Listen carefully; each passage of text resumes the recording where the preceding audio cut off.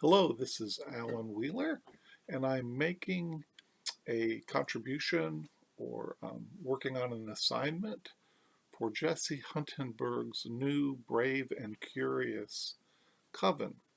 And the title of this episode, this video is Sacred. It'll be something like Sacred Place and Virtual Space, or something like that. And I want to reflect on sacred spaces with a little theory, and then an example of my own practice in this theory, and then I'll show a few tarot cards that came to mind as I thought about this concept. So first of all, the theory, and the most obvious, what comes to my mind first, is the ancient sacred spaces. So Stonehenge, which may have been used for astrological purposes by priests, we sometimes guess, or temples, more obviously so. The ziggurats, maybe the oldest in Mesopotamia, similarly the pyramids. But the ziggurats, I learned, were like stairways to heaven, and we know the story of the Tower of Babel, which may have been something like that, where the people gathered together and tried to ascend to the highest heavens, building that structure. Similarly, we might think of groves or trees that might be a physical sacred place. And I know that just as that ziggurat was a stairway to heaven, a connection to the spiritual realm, I know visiting some different places in the world, I have experienced that. So, for example, in Thailand, in China, uh, when I might visit a Buddhist temple, I could feel a different kind of presence or kind of resonance in those places, sometimes an atmosphere um, that I could discern. Likewise, in Russia one time, visiting a monastery, just simply a tourist place, but my heart was pierced and I could actually feel kind of an access to the spiritual at that holy or that sacred place. So upon reflection, I've noted that media sometimes um, provides the same function. So just like the physical stairways to heaven, the song Stairway to Heaven acts in the same way for me as I feel um, kind of an ascension or transcendence going on when I listen to that song.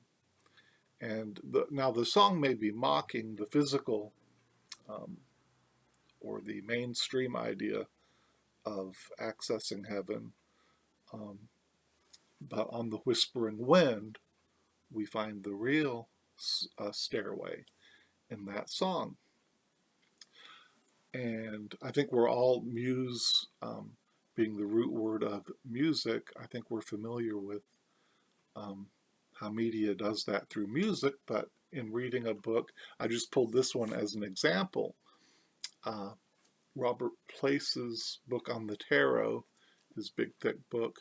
Often when I'm reading this one, it's on the tarot, magic, alchemy, hermeticism, and Neoplatonism. I'll often feel uh, a uh,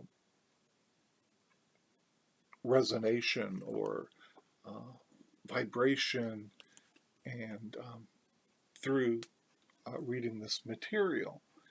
And I'm sure we can all think of times when that happened, or seeing a movie that really penetrated and really gave that access point.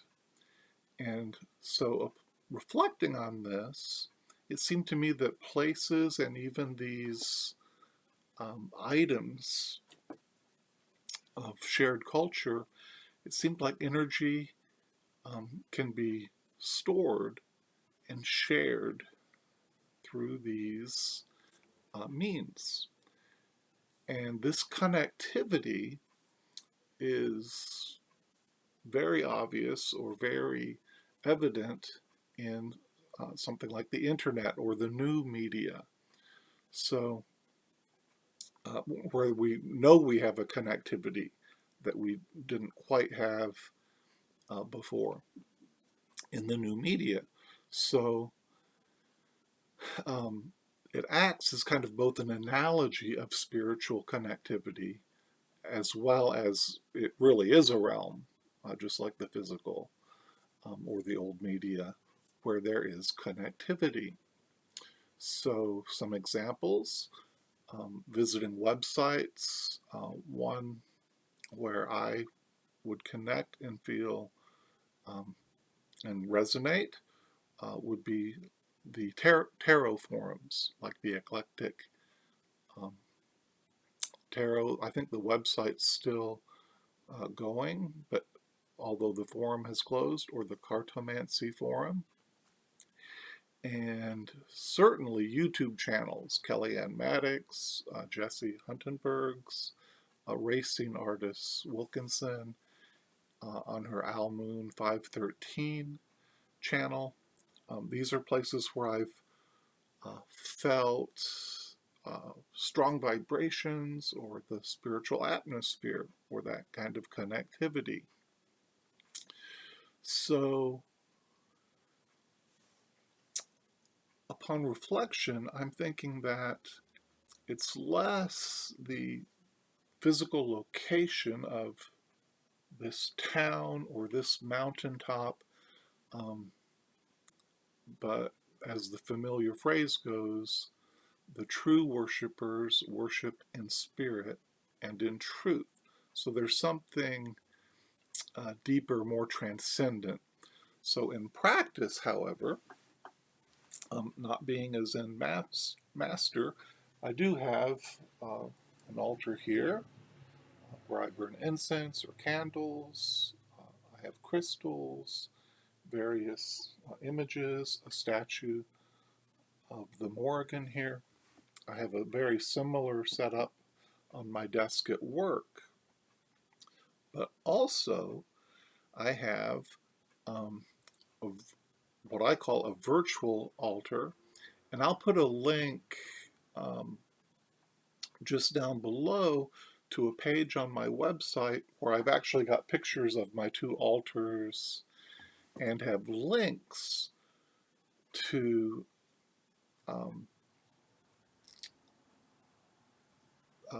blogs and trying to kind of create a spiritual connectivity there on that virtual altar. And so some of the things there's 3 YouTube channels connected, 3 forums. There's 3 websites that I've created in the past connected there. And a lot of sources are linked as well as my own blog. And I think there's another blog right there on the site. So it's my attempt to kind of create a virtual altar and connectivity there for myself or anyone else who might visit. So, in reflecting on this,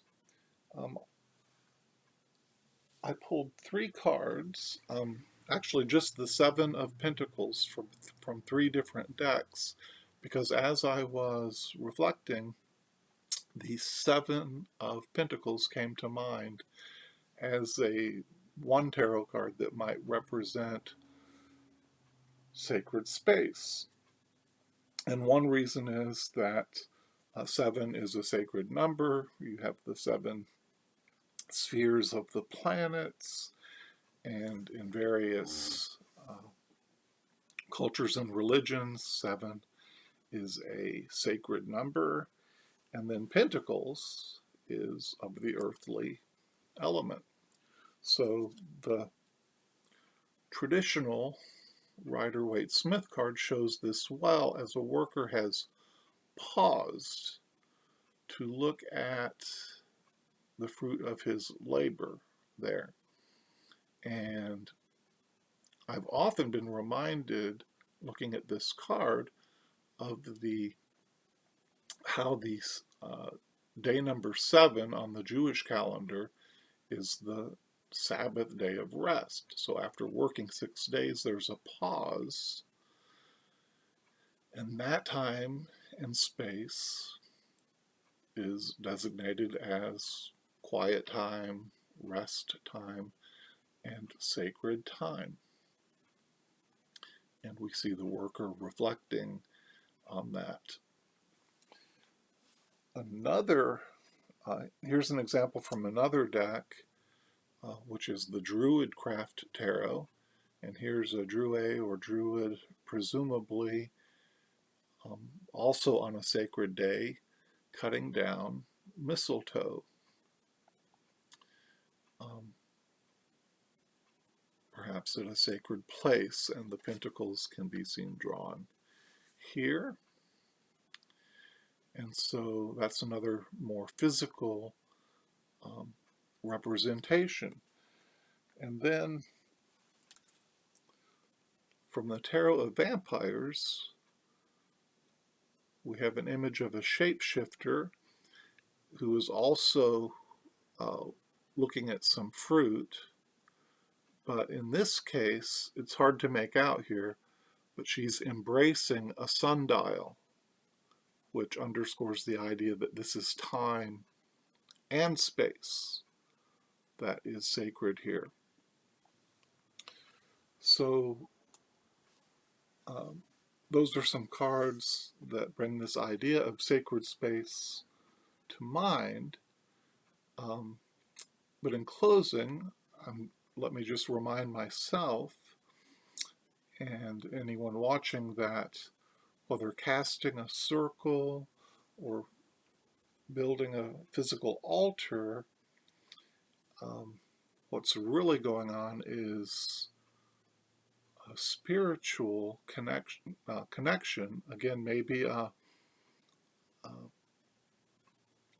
time or place or virtual place where energy is stored, even shared and connected. So thank you so much for watching. As always, I hope you find connection with people in your life, with online community, and on your spiritual path, whatever that might be. And I just realized that my standard closing kind of brings in this theory of what sacred space is, as I do reference natural life, the online, and the spiritual path. So again, thank you and take care.